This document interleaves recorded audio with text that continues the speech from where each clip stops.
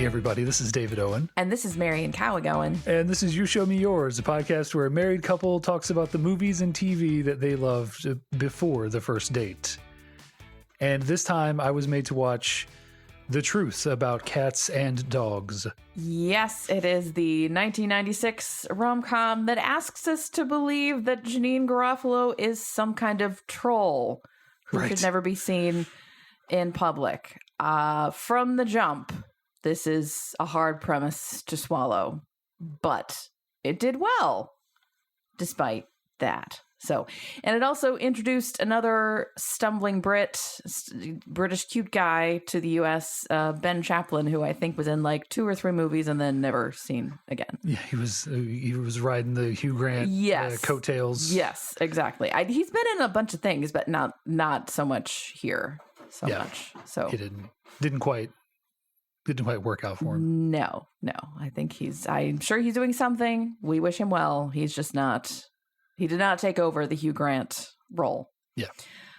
Yeah. And I just want to point out, I saw this on a first date. Weird. I do not recommend seeing this on a first date. I don't recommend seeing this on an early date at all, honestly. Let's just get that out there. Because there's a phone sex scene. Yeah. And that's really awkward. Kinda. Yeah. Yeah. Okay, so what did you think about this? Let's just get that out there. It's all right.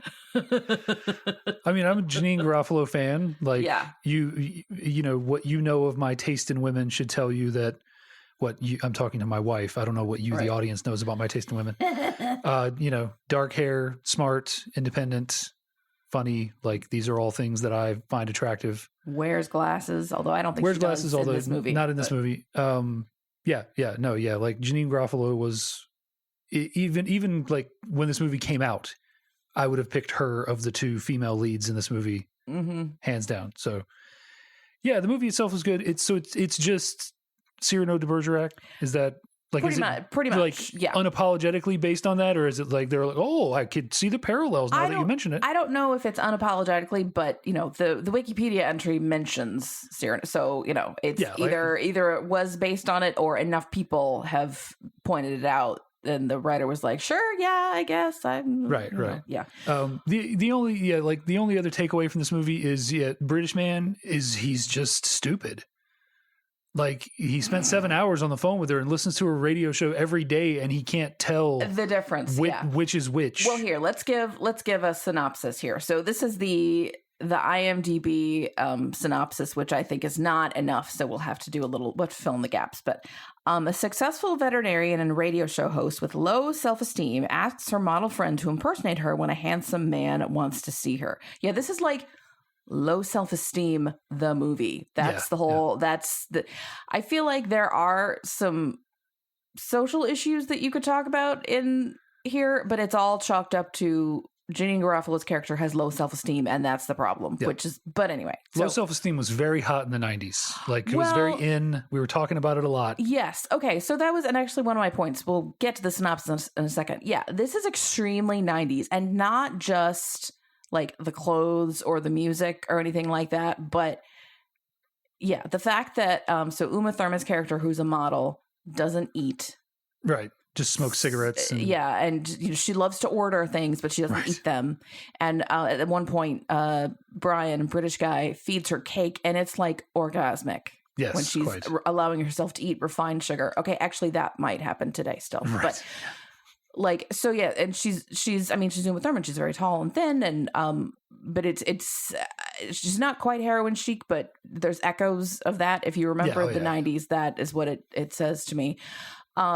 There's just sort of throwaway line about dolphin safe tuna, which I haven't thought about in a good 20 years. Right. Yeah, but that was a big thing in the 90s. Do you remember a time where there might be flipper in your tuna? Also, folks, do you remember flipper? Yeah. Well, do you remember tuna? I feel like at this point, I don't know anybody who eats tuna. Your socioeconomic, your economic class just improved to the degree that you don't need to know about tuna anymore. I like tuna. I haven't had a tuna sandwich in a very long time. I do like it, but I agree with Janeane in the movie. I am anti-pickle. Yeah. In everything, especially in tuna. But Yes. Well, yeah. And then, so this whole thing hinges on Brian, the British guy, has heard Abby, Janeane Garofalo, on the radio, doesn't know what she looks like. That would not happen today. So this is like, this Right, is, yeah, this, in this, like it's 1996. The internet Right. exists. right. but And like, not everybody has there would have it. been something, but yeah, but I mean, like today, holy smokes, like Facebook, Instagram, Twitter, everything. But Yeah. this is it. Yeah. So it's extremely 90s in Well, yeah. several things, in sensibilities. And there's just enough of Janine's character is talking smack about beauty magazines and how they're terrible. Yeah. And there's the snobby skincare saleswoman, and they do have the joke about the saleswoman is like, "What's your skincare regime?" Yeah. Which is not. It's regimen, regime, and regimen, totally different. Yeah. And there's actually a mall in it, so it's like Right. it's before 2010. Yeah. People are going to it. Yeah. Right. Yeah, it's extremely 90s. But yeah, so essentially, Abby, Janeane Garofalo, is a veterinarian who has a radio show, which seems like a suspect. Is that really a thing? Okay. I mean, at a certain point when radio was a much bigger part of things, of like people's everyday lives, like again, Yeah. you're talking about pre-smartphones, pre-MP3s. Pre-podcast. Yeah. Like, I think the first MP3 I ever downloaded was like 96, 97. So, people didn't have this unfettered access to music that they would have within the next 5 years. Yeah. Like radio is a much bigger part of our lives, especially in the car. Well, that's true. And talk radio was I mean, Frasier is a whole, show. true. So yeah, he's an advice guy. Like, I think doesn't seem that weird to me that she has a animal talk show. Okay. While we're talking about talk radio in the 90s, can I just tell you, there was a period of time where I listened to the entire lineup of the talk radio station in Chicago, which included Rush Limbaugh. Oh, I bet. And at the time, I was about as liberal then as I am now, to which I knew he was an idiot, but I still listened to it. And it was all because a guy that I went to school with had really liked this one guy who was like their late night show. And so I turned to the station for that. And then I just listened to it the whole day, blah, blah, blah. I am sure my parents were like, "Oh my God, what is happening to what did we do wrong? Daughter, She's becoming what is but they were cool. They didn't do anything about it. They just let it ride. Yeah. And then eventually, I don't know. I went to college and didn't have time to listen to the radio all day. I don't know. But yeah, you weren't indoctrinated. Thank basically. God. I mean, I feel like I dodged a bullet Until college. Then you were totally indoctrinated with the liberal agenda. Yeah. No, guess what? I was indoctrinated before. Right. But yeah, I know I would make jokes about, feminazis, and my mom was like, "That's not funny. We don't, Yes. And I would say, "Oh, I'm a feminazi." She's like, "That's not a term that we like to use." Yeah. Yeah. In retrospect, I think, "Oh boy, thank God I got out of that unscathed." But yeah, talk radio was huge in the 90s. You're right. So this fits into that. But anyway, so she's on the radio, and you can tell she's very smart. She's very empathetic. She's got a good relationship with all of her coworkers, and her fans love her and everything. And but she has terrible self-esteem, and her face is not out there. There's at the entrance to the station, there's photos of all the hosts, and for her, it's just a dog and a cat together, like ha ha. Yeah, but then later on a flyer, there's a picture of her. Right. Which is, like... It seems very convenient. Yeah. But I mean, they needed that for the plot. Sure. They needed both of those for the plot, actually. Right. So a guy calls in, Brian, British guy, who has put roller skates on a dog that he adopted from the pound just for the day, for a photo shoot that he's doing. Yeah. The family that he's with, by the way, also super 90s. Like the kid's on rollerblades, I think. Yeah. And is very extreme looking. Yeah, he's got one of those like windbreaker, like brightly colored like windbreakers on. Like if you're our age, this is a delightful time capsule. Yeah, the only way that kid could have been more 90s is if you had a Charlotte Hornets starter jacket. Yeah. So the dog, unsurprisingly, is freaking out when the skates are on him, and the whole photo shoot is ruined. And so what does Brian do? He calls the radio talk show, because I guess I'm hoping he was like a fan before, and but anyway, and she helps him out, and he's like, "Thank you, this is great. Can I say thank you in person?" And immediately Abby's like, no, that's weird. And she tells him, oh yeah, I'll meet you at this place and I'm 5'10" and blonde and you can't miss me. Ha ha. Like, why? That's just weird. Yeah, but that's also like he calls back for that conversation, which is already like, modern day women, their stalker alarm is going off. Yeah. Like this guy who had a casual interaction with at work is now calling in to ask me on a date. So of course she tells him I'm 5'10" and blonde and I'll definitely meet you at this place you want to meet me at. And the reason she says 5'10" and blonde is she has just found a photo of her neighbor, played by Uma Thurman, who is a model. And there was a photo of her in a magazine. So she's looking right at it and saying that. And Uma is, naked with strategically hidden behind speakers. I mean, like in all of her glory, she's just, beautiful. Here is a point though, where I think we can say Uma Thurman it's interesting that she is in this movie to be like the epitome of female beauty, because I don't think she is.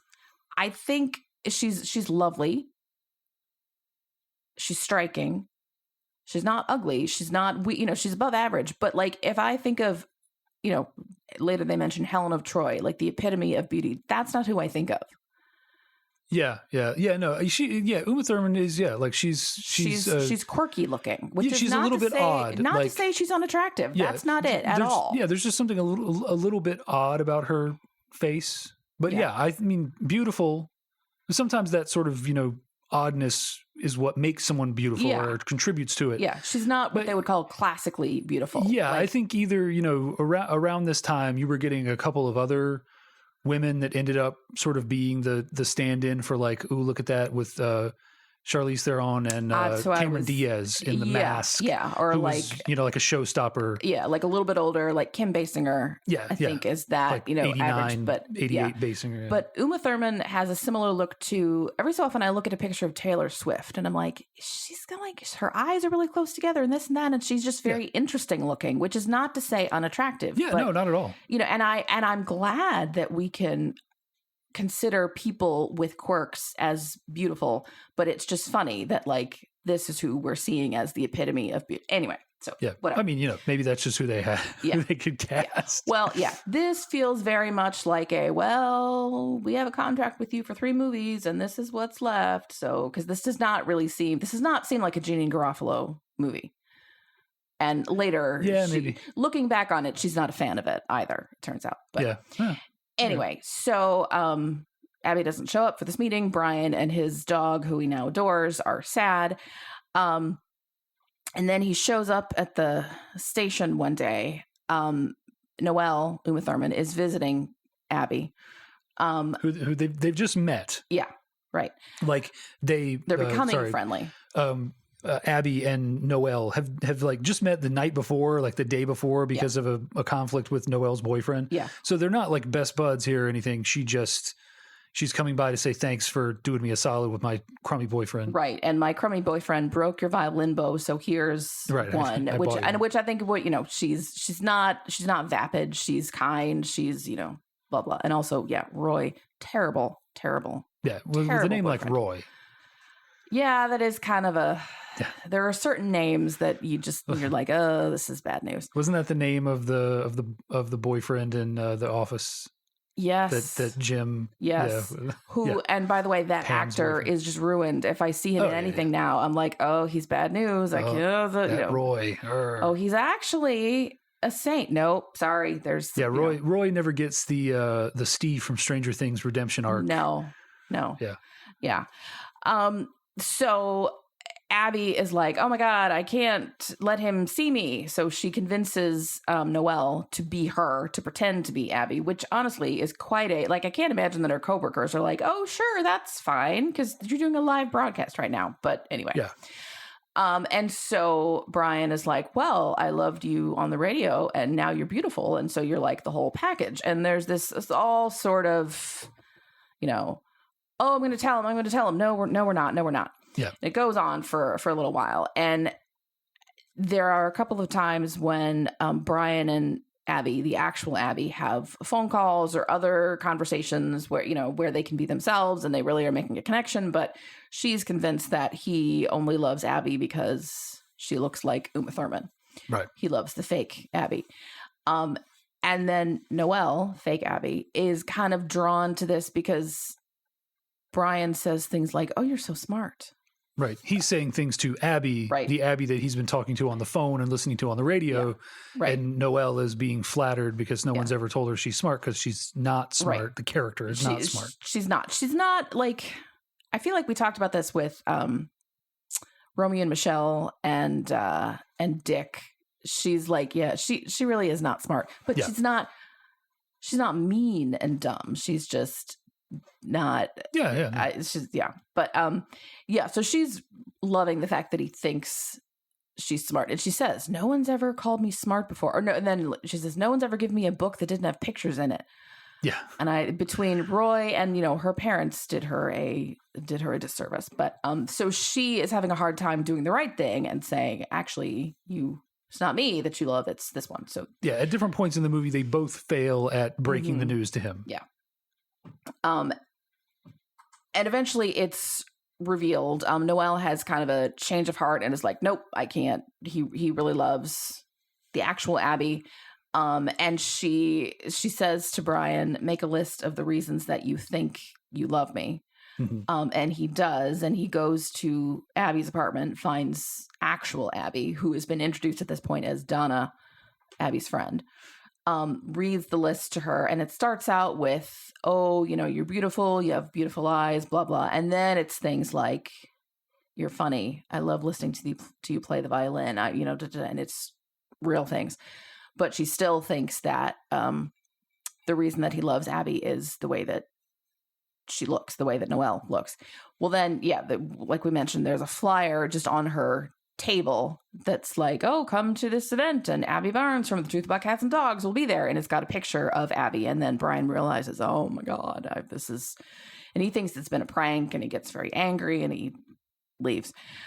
And then, time passes, some sad montages, and then there's a reunion, and he's like, nope, I love you. That's the end. Yeah. It's like, let's we're doing the formula here. Yeah, pretty much. Yeah. And because it's Janeane Garofalo and you can't have any, sappiness without some vinegar to cut it. She says, that night on the phone, because by the way, they had a 7-hour phone call and they had phone sex. That night on the phone, I'm pregnant. Ha ha. Like, yeah. Yeah.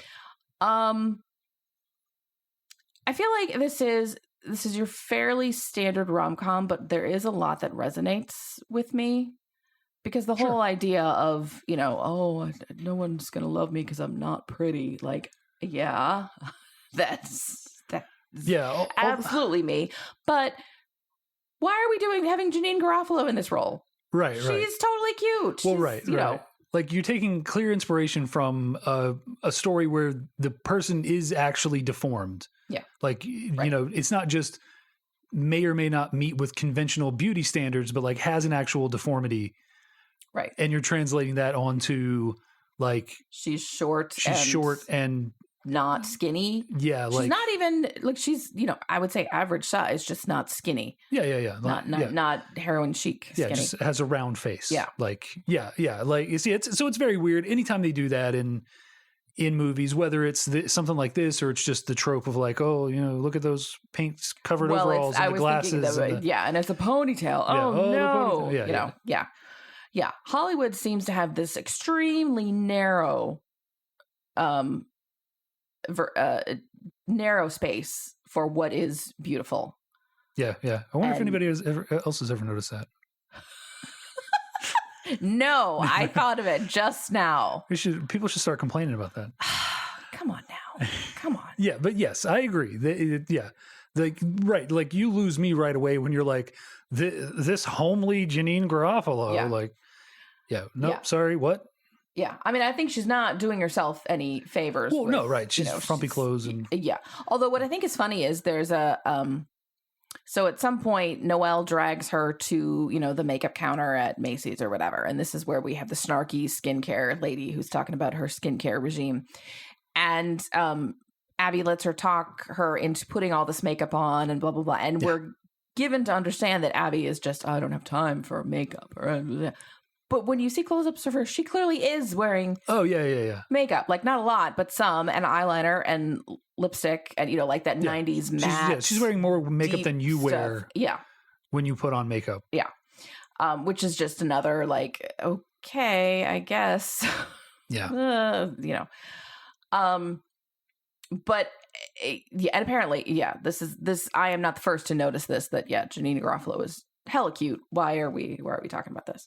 Yeah. But like, how do you do that otherwise? Like, I guess in the most recent Cyrano, they cast Dinklage, so then and then, in Roxanne, Steve Martin wore a funny nose. Yeah. I think that was the original Cyrano. Yeah, he had a long nose, or like a big nose or whatever. Yeah. But I'm saying like the one that he wears in that is like ridiculous. Yeah. But yeah. And I know in stage plays and stuff, he has like a Pinocchio nose a lot of times. It's like stage representations of that. Yeah. But like, how do you, like, it's difficult because you need a marketable star. Mm-hmm. And like, you had to be a certain amount of attractive to get into Hollywood, to get to that level in Hollywood in the first place. So who do you cast? Yeah, I feel like there's a certain percentile of attractiveness that if you're not at that, you're just not going to be an actor. And as unattractive as we're told Abby is, it's below that. So or you're going to be a character actor. Yeah. And no one is going like, hey, give me that guy who always plays the give me that lady that always plays the ugly friend or whatever in all the movies. Like no one is casting her in a co-starring a big movie like this. Yeah, so it's like I don't it's there's no way to win this. Yeah, like you can't cast someone who's actually genuinely not attractive because there's nobody to cast. Yeah. And no one believes when you cast someone who is attractive. There is some suspension of disbelief that has to happen. And there's more that they potentially could have done, but like how much do you want to? Because like you say, it is obvious that she's wearing makeup. Like they could have done a little something more. They could have given her bad skin or so. Like they could have done something. Yeah. More. As an alumna of the Bad Skin Club. Yes. Let's have more representation of that. Well, and Janeane Garofalo has spoken out since then, not being a fan of this movie. She said, I think it's soft and corny, and the soundtrack makes you want to puke. I don't think the soundtrack is problematic. I mean, Traveler, Ben Folds, like, come on. I mean, Suzanne Vega, like, come on. But anyway. What are you talking about? And everyone's dressed in Banana Republic clothing. Well, again, it was the 90s. I don't know what to tell you. A lot of khakis and schlumpy stuff. The original script and the original intent was very different than what it wound up being when it became a studio commercial film. I can absolutely see how that would happen. Oh, yeah. If this started out as some kind of like indie, dissection of the rom-com or something, sure, yeah. It was originally supposed to be a small budget independent film where there would be much more complexity to all the characters, and Abby and the guy don't wind up together at the end. I totally see that, and I would like to see that movie. Oh, yeah. Too. Sure. But this is the one that we got. Like I said, it really sounds like, it feels like the studio was like, well, we need you to make 3 movies and you have 1 left and this is the one. So here you go. Maybe. Yeah. But I think the way that I can sort of square that, the fact that Uma Thurman is not classically beautiful and Janeane is not unattractive, is there's this notion of confidence versus actual beauty. I mean, that's, so much of how other people perceive you is actually how you perceive yourself. Oh yeah, for sure. So Uma Thurman has likely been told all her life, oh, you're so pretty, you're so pretty. And so of course she knows that she is. And Janeane Garofalo was never told that and probably had a few awkward, unsuccessful encounters. And so now I think it is more about it's self-esteem, the movie. Yes. There we go. Yes, quite. Yeah. Not actual. So that's how we make that work. Is it's not really about beauty. It's just your self-image. Yeah. Which is sort of funny because often I think people have very high self-esteem that it isn't really warranted. But maybe I need to get some of that myself. Just that's the thing. Like you think that you need to actually be good to act like you're good. Just act as if. Act like you know what you're doing, and people will just be like, "Oh, that person knows what they're doing." Yeah, I read a thing one time about the concept of imposter syndrome, which I am sure everybody knows what that is, but that you're so caught up in thinking, oh, I'm not actually that good. They think I am, but one day they're going to find out, blah, blah, Right. blah. And it said, instead of thinking that, think, I'm really good at being an imposter. I have them all fooled. I'm so good at this, Right. which is I've tried, haven't quite made it there. Yeah, but you're working on but I think that is another version of that. Like, yeah, boost your self-confidence by telling yourself, I'm really good at fooling people. Oh, yeah. I'm working on it. Mhm. Can we talk about this phone call, this 7-hour phone call that includes phone sex? Yeah. Like, This is also something that people who were not didn't grow up in the 80s and 90s will not get, that you used to just talk to your friends or your significant other or whatever on the phone for hours. Yeah. Because again, you didn't have access to on-demand entertainment. Right. You had 3 or 4 channels. Maybe you had cable, but still. And that was it. Like you had the people that you knew, the way you kept in touch with them was to talk to them on the phone, and you had all of your friends' numbers memorized. Mm-hmm. And then, you talked to people on the phone for long periods of time. Yeah. And yeah, does phone sex happen now? I don't even know. Oh, sure. Yeah. Or is it? I'm sure it does. It's not It's like just phone send nudes. sex, FaceTime sex. Ooh, that seems, Hey. yeah. Yeah. See, you couldn't make this now because be like, let's get on FaceTime. Right. Oh, sorry, camera's broken. I don't know what to tell you. Or you don't look anything like your avatar on Twitter. Right. Oh, microphones work wonders. Yeah. I don't know. What do you say? I have a bad webcam. Yeah. This is not the same. know. You don't look like your picture on your LinkedIn. What's going on here? You know what? Now I want to see a Kardashian version of that. What? I depended on Photoshop, and I photoshopped all my photos. I didn't think that you would like me. They're like, actually, I don't. Sorry. Anyway, yeah, I can't. That phone call is just a lot. What do you mean? The phone sex. The phone sex part. Yeah. Why? What? That's really, you don't. Okay, to me, this is just mega uncomfortable. I don't think it's not particularly uncomfortable. Really? Okay. I don't know. I didn't find it uncomfortable. Clearly you did. Yeah. Okay. Well, we'll be talking about this later. What? Why we have such different takes on this? Why? Okay. I don't know. Let's schedule some time. I suppose. Yeah. Yeah. No, I didn't find it that awkward. It just seemed like the natural progression of their, falling for one another over the course of a long phone call. Maybe it's very playful. They're saying are we going to do what I think we're going to do? It's very. Yeah. I suppose. I don't know. Okay. Well, all right. Still, I recommend not seeing this on a first date because it was just wow. Okay. Sure. Yeah. It's not even particularly it's not even graphic. But, no, it's not. But okay, sure. It's just your prude is showing here. Well, sure. I was 19 when I saw this and blushing You're in forever. Yeah. Yeah. Yeah. Anyway, last point I wanted to make. I think this shows the importance of having not just friends, but same-sex friends. Neither Noelle nor Abby seems to have many friends at all, let alone female friends. And I think they both gain something from their friendship, even though they are extremely different. And I don't know if this is a best friends forever type thing, but, Yeah.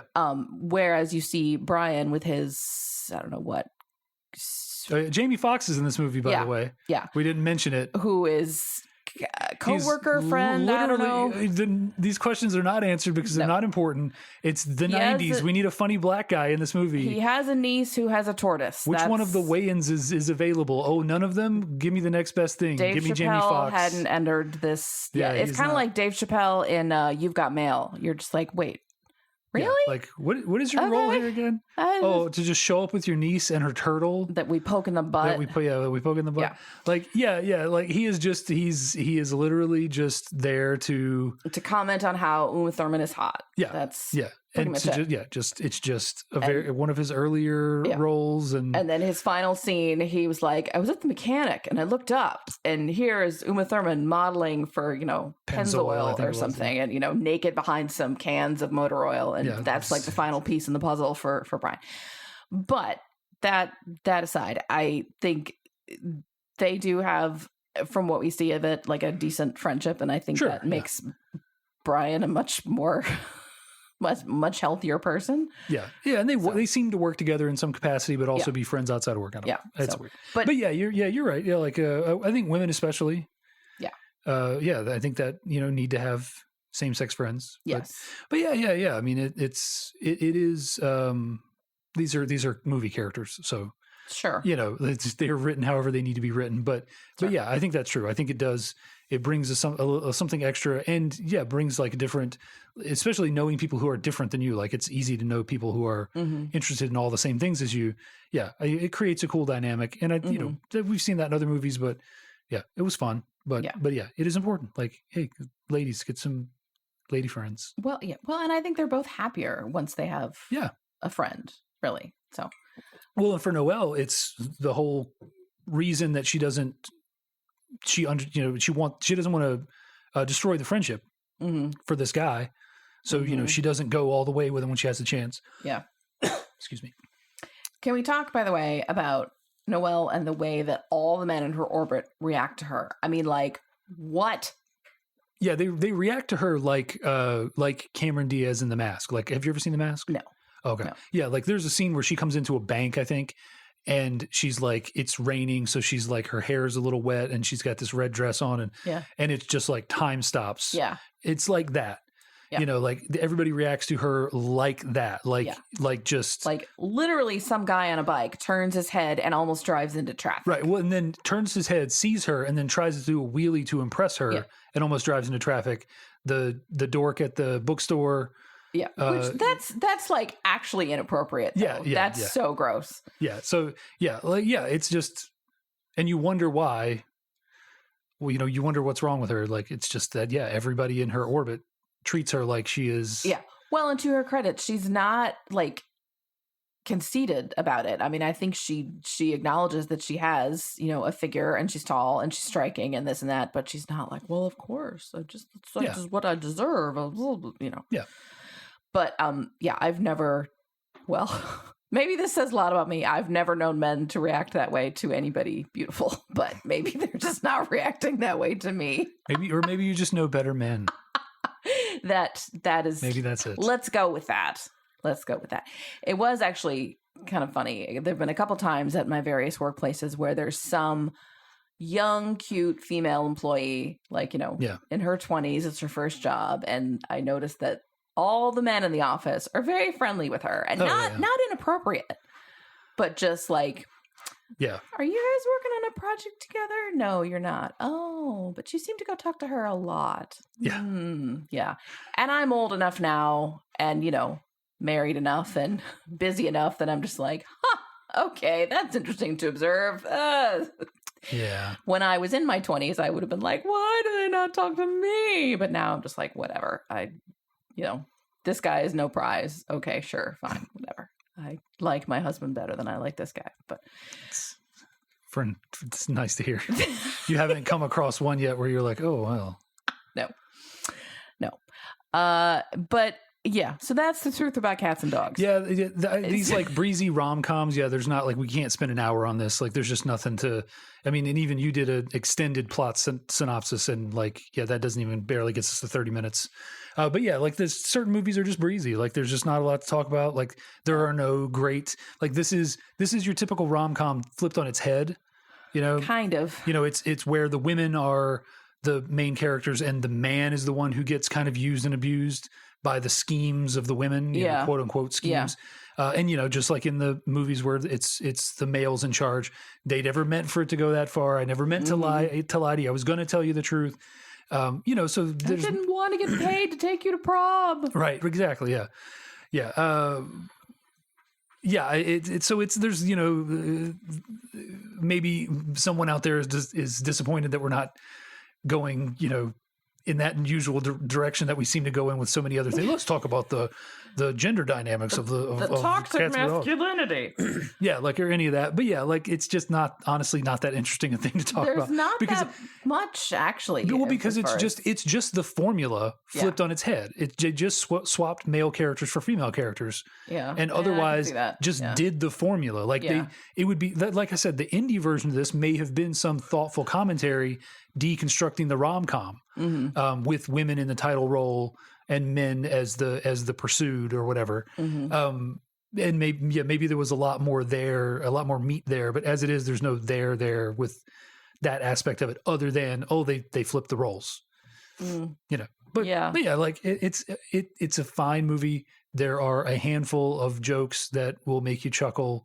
It's not super funny. It's not super dramatic. You were really selling it. No, I mean, like it's a fine like C- type of movie. Like you want something to watch with the missus or whatever, and they're not super weird about phone sex. If you like phone sex, you're gonna love it. It's a fun enough time to that I'm not gonna regret that I watched it. Like, do I recommend it? Sure. If you like dogs, there's a really cute dog. Hank the dog. He's very who is played by Hank the dog. Yeah, he licks everybody and yes, he's a. Did you catch the joke about the extended tongue bath from the cat? By the way, yes, for 3 hours. 3 hours. Yeah, that was I hurt. Yeah, that's the funniest. Like the funniest thing is the call-ins. Yeah, like those. That's probably where most of the jokes reside. And that one. Okay, I meant to look that up. Was that Robin Williams voicing one of those calls? It really sounded like. I thought it was. It sounded more to me like Eddie Murphy. I wonder. See. Yes, I'll fill time while you're. David Cross. Okay, David Cross. And Marilyn Rice Chubb, who's Chloe from 24. Don't know about that. And Bob Odenkirk in the bookstore. Sure. I didn't notice that at all. Was he? He wasn't the clerk. I don't. He may have been in the background or something. It just says bookstore man. I don't know. Bookstore man. This is honestly my favorite part of credits list is like the random people in the background and also just like the names of, it's because like bookstore man is one thing, but they'll have like, unfriendly bartender. Oh like, yeah. Well, this do you know who directed this? Let's see. Michael Lehman. I don't know. Was written by Audrey Wells, who also wrote Under the Tuscan Sun and a couple of other things, but did a lot of rom-coms. Sure. Yeah, because with Odenkirk and David Cross, I know like they are sometimes in Janeane Garofalo's orbit. Yeah, I would assume if there were any other. That's why I'm looking at the IMDb list, which is always a little more. Like look at the trivia, because if that first call was by someone, it would say it. It would say, "Did you know that the first call you hear is actually an uncredited cameo by Eddie Murphy?" Yeah, it was either it could have been Robin Williams doing like his Eddie Murphy-esque impression that he does sometimes. It doesn't say. Yeah, I don't know, but it sounded like, so it was, to me it sounded like someone doing a very a character. So I feel like that's why I thought like this is a famous person, or at least a comedian who's putting on a little character. Yeah, here. maybe it was David Cross trying to do that. I don't know. Yeah, actually, yeah. Maybe he was the tongue bath guy. The bookstore clerk, the one who says, and what about... So Noelle and Abby have been talking about how Brian love Abby, and Abby is like, no, he loves you. And, oh, no, he loves you. You're the mind. I'm just the body. And the clerk says, and what a body it is, which is just tacky and gross. Right. That actor is Uma Thurman's brother. Nice. That's funny. That's a good joke.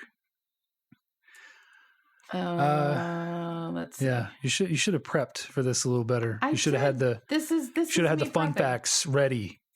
This is you prepping. This explains a lot. Prepping in the back eighth of the podcast, prepping for it. Janeane Garofalo calls this movie actively anti-feminist.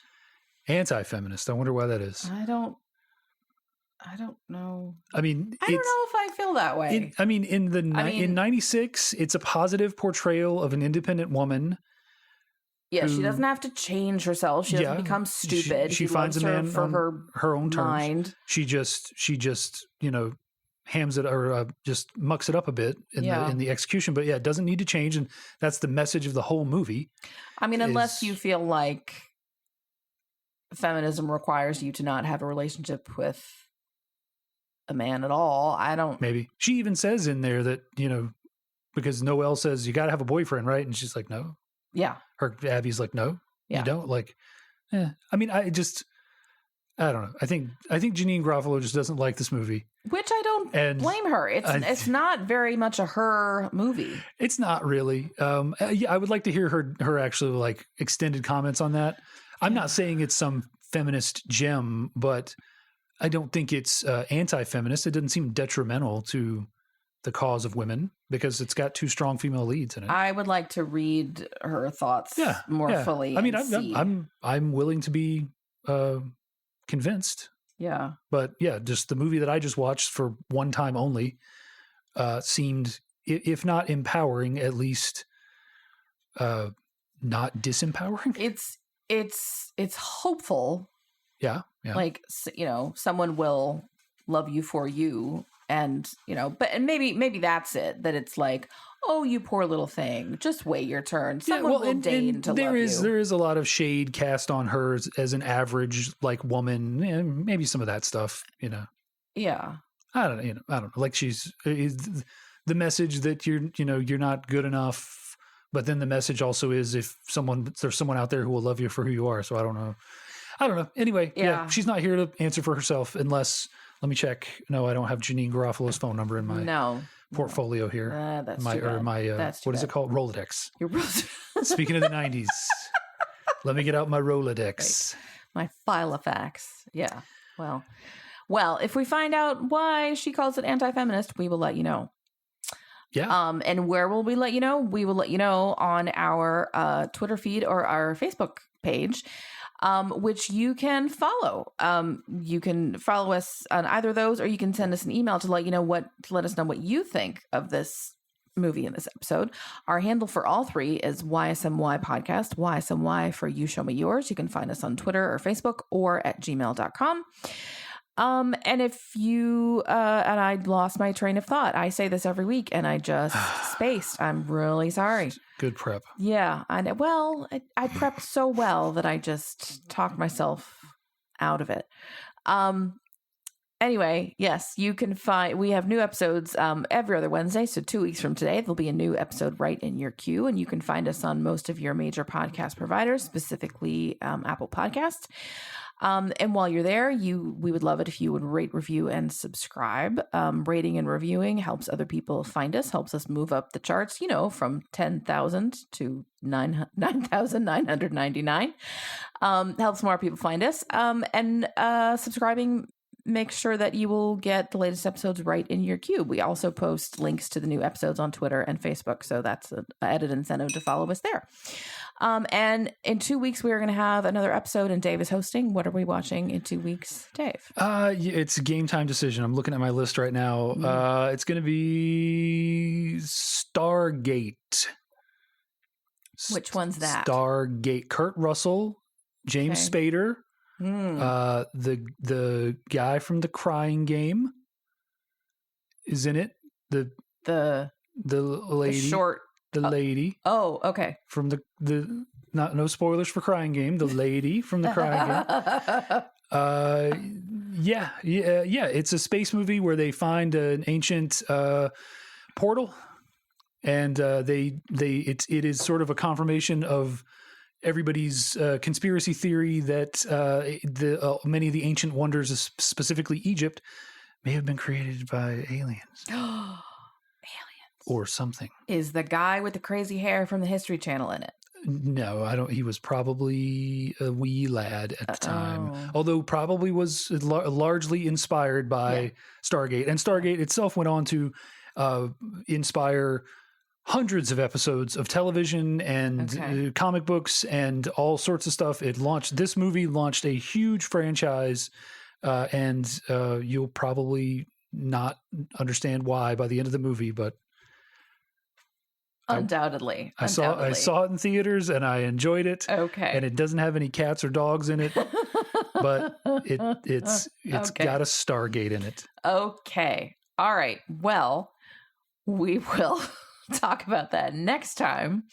In the meantime, this has been You Show Me Yours. Thanks for listening. Bye. Bye.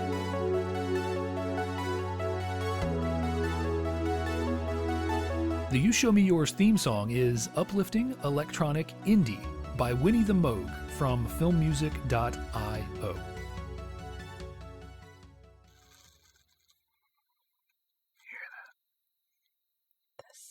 static. That's my beard.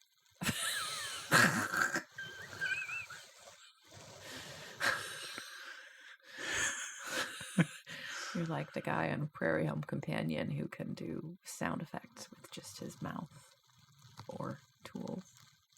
Okay, that's creepy. Please stop. You weren't even drinking for that one. Yeah. I should have been.